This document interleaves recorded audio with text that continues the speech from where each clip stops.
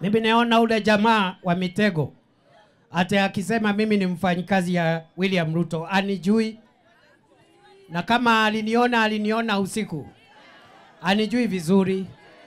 Mimi niko na tajriba mrefu sana katika mambo ya uongozi, sijaanza jana.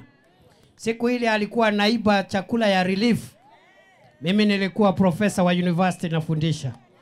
Siku ile alikuwa dio akiiba chakula ya wananchi ndio afutwe kazi, mimi nilikuwa wakili wa Uhuru Kenyatta na William Ruto kule ICC.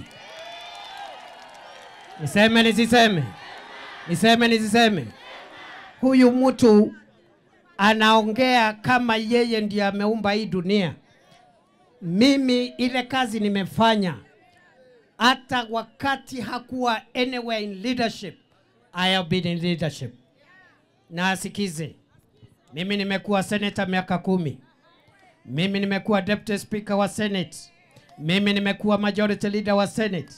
Mimi nimekuwa waziri wa usalama. Mimi nimekuwa vitu mingi. Yeye amekuwa nini? Yeye anaita watu one term. Yeye ndiye one term MP. Yeye alichaguliwa term moja MP. Na hiyo term kabla kumalizika hakuwa hata chairman wa kamati. Hakuwa hata chochote kule bungeni. Alikuwa backbencher.